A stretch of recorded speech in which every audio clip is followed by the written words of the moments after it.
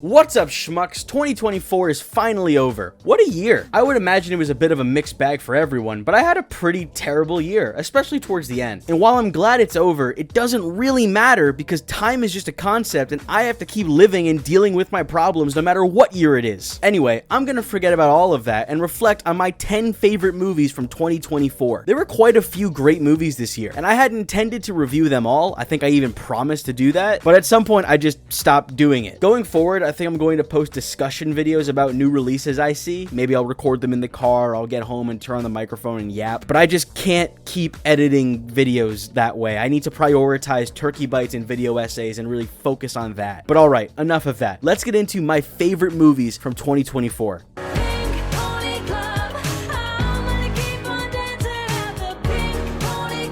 Kicking off our list is a movie I'm convinced no one other than me saw, because when I did see it, the theater was completely empty. I haven't met anybody who's seen it, and I don't even see people online talking about it. But Love Lies Bleeding is fantastic. While the gritty crime drama element really appealed to me, I was absolutely engulfed by the romance between Kristen Stewart and Katie O'Brien. Two wonderful performances. I fully bought their relationship, and I love that their queerness wasn't the conflict of the film. Everyone is on board and cool and accepting of their relationship. The film's conflicts come from elsewhere, and I really liked that. You don't see a ton of that. Love Lies Bleeding is excellent, and I wish more people saw it. I'm pretty sure it's on Max, so, you know, what's your excuse?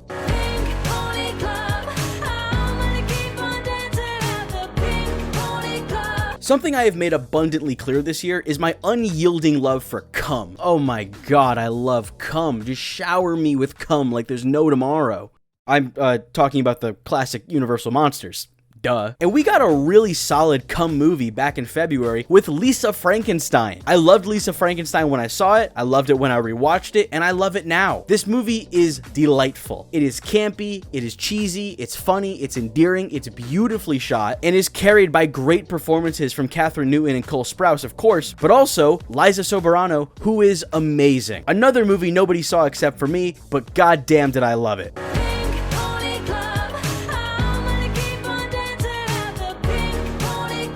At number 8, we have a movie no one really believed in. It looked far too childish and cartoony for many viewers, but upon seeing it, everyone realized they were wrong to write this one off, because Transformers 1 kicks serious ass. Yes, this movie does have silly moments, but it's genuinely funny, and it has a lot of heart. It tackles heavy themes, and has some of the best action this year. This is a movie about people finding out their lives are a lie, that they are nothing more than cogs in a machine, and then what they do with that information. There's ideas about acceleration, about life under capitalism, about revolution, and it's all packaged in this beautifully animated Transformers prequel that again kicks serious ass. Transformers 1 is great, and I demand a sequel.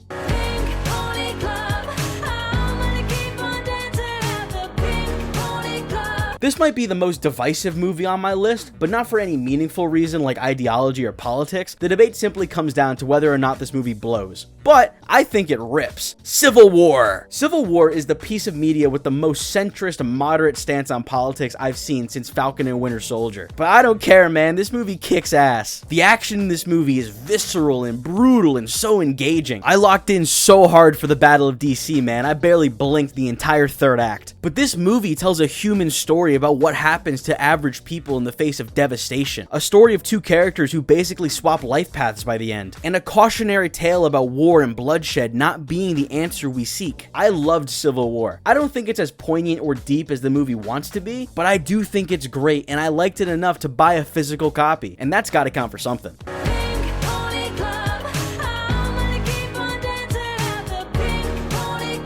We had 3 cum movies in 2024, so maybe I'm biased putting all 3 of them on my list, but I don't care. It's not my fault that Abigail was peak. Abigail may have spoiled its big reveal in all the marketing, but it didn't take away from the absolute roller coaster this movie is. This movie is vicious, it's bloody, it's hilarious, and it features incredible performances from the entire cast. In particular, Alicia Weir and Melissa Barrera, who shine in this. I've seen Abigail a handful of times, and I look forward to seeing it a handful more. Abigail is fantastic. Before Before we get to my top 5 favorite movies of 2024, let's take a moment to acknowledge some honorable mentions. Starting our honorable mentions is a movie I think every normal person would keep a mile away from their top 10 list, but it's Joker Folie à Deux. I love Joker 2. I genuinely think this movie is excellent, and I've liked it more each time I've seen it. One day I'd like to elaborate on why I love it so much, but for now, just know it's an honorable mention, and I really did adore it. My favorite comic book movie this year, even though it's not really a comic book movie. Monkey Man, my second favorite action movie this year. Dev Patel not only acted his ass off in this movie, but he also directed the hell out of it too. What a fun and unexpected joyride this was. Trap, my third favorite Shyamalan movie, maybe?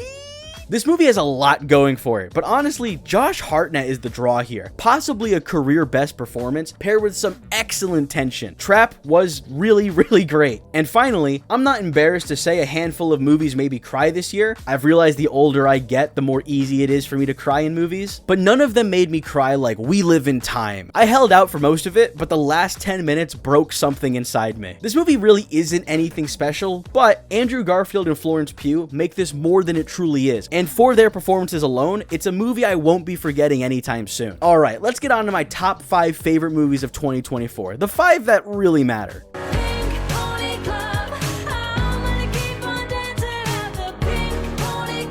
Kicking off the top 5 is a movie that everyone proclaimed as the scariest movie of the year. And while I didn't find it particularly scary, that doesn't take away from Longlegs. Longlegs rocks. I think it was overhyped a little bit, but dude, Micah Monroe. Amazing! I love the way this movie is shot and edited. Every scene is filled to the brim with a sinister atmosphere. And again, Micah Monroe is amazing. I don't think Longlegs is the scariest movie of the year, maybe the most grim, but it not being scary doesn't make or break it. Its atmosphere, its direction, and its performances, those are the pieces here that make the movie, and they're all brilliant. I loved Longlegs, and I cannot wait for the sequel, Longer Legs.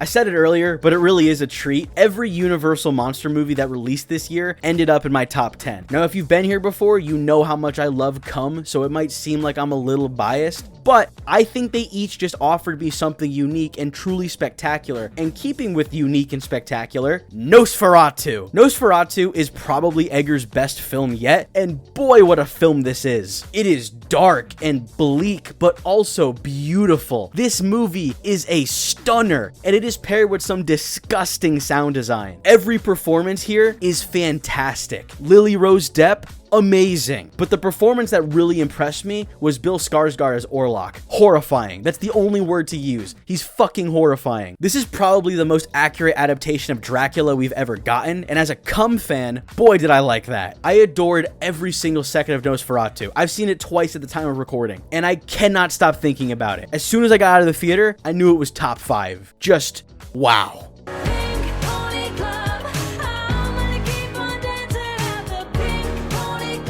Alright, top 3. These are the big ones. Also, speaking of 3 of my top 5 are horror movies. What a good year for the genre. But now it's time to talk about my favorite horror movie of the year. And like I said, great year for the genre. We have a lot of options. Immaculate, First Omen, Alien Romulus, Cuckoo. But there was one horror movie this year that really got me, really made me squirm. Not gonna lie to you, I did sleep with the lights on after I saw Smile 2. I love the first Smile, but Smile 2 is a perfect sequel. Bigger, bolder, badder, better. It's everything I wanted it to be and then some. Naomi Scott's performance in this is my favorite performance of the year. I think it's the best performance of the year. She's a fucking star. This movie terrified me. It excited me. And it made me realize that Parker Finn is a name to remember. This guy's going places. Smile 2 absolutely rocks. And while it's not my favorite movie of the year, it is my favorite horror movie of the year. And my favorite horror movie since The Invisible Man all the way back in 2020. I cannot wait for Smile 3. My body is ready, but my mind is not.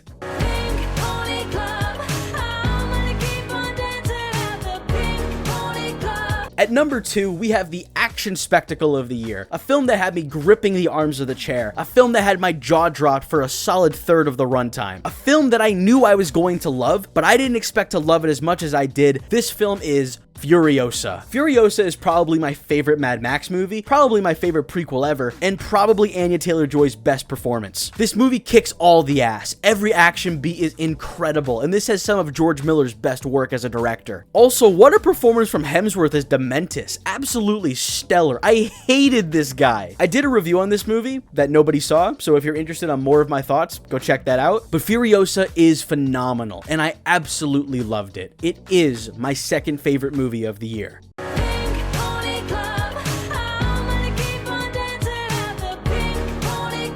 All right, number 1. Here we go. It isn't often my most anticipated... I need some water. Hang on. Just edit this out, Nate. You fucking idiot. All right. Number 1, here we go. It isn't often my most anticipated movie of the year is also my favorite movie of the year, except for 2022 when it was The Batman. But there was one movie this year that I anticipated more than any other. A movie with an all-star cast, beautiful cinematography, a goal to bring a fantastical world to life like never before, and had the daunting task of telling only half a story in a satisfying way. This movie is obviously Wicked. I loved Wicked. And I know that sounds like a joke, but I'm not messing with you. I loved how ugly it was with muted colors and atrocious CGI. I loved how bland the world was without an ounce of magic or whimsy to be seen. And I loved how unfathomably boring it was until the last 20 minutes when it randomly gets good. Okay, obviously I was messing with you. My actual favorite movie of the year was Dune. I was beyond excited for Dune Part 2. I loved the first one, I loved the book, I loved Denis Villeneuve, and man, did this not disappoint. Greg Fraser is at the top of his game here. This movie is ridiculous in the visual department. From glorious shots that could only be appreciated in the IMAX to gorgeous silhouettes in that final duel, incredible. While Austin Butler and Zendaya really did impress me in this, it took a rewatch to fully appreciate how good Timothée Chalamet is in this. And yes, it's Timothée, not Timothy. I saw an interview and he said it's Timothée, so until I'm told otherwise by him directly, I'm calling him Timothée, because I think he's French or something. But the way he delivers his lines, the way he carries himself physically, the way he moves his eyes, he's next level in this. You see him go from Paul Moadib Atreides to the Lisan al-Gaib just through his body language. It's amazing. This movie is amazing. I love its cautionary tale about charismatic leaders. I love what it had to say about religion, what it means to believe and to not believe. And I love what it set up for Dune Messiah. There is just so much to say about this movie, but I gotta keep it brief. One day I would like to dive headfirst into Dune 1 and 2, maybe before Messiah comes out, but for now, I am beyond happy to say that Dune Part 2 was my most anticipated movie of the year, and it ended up being my favorite movie of 2024.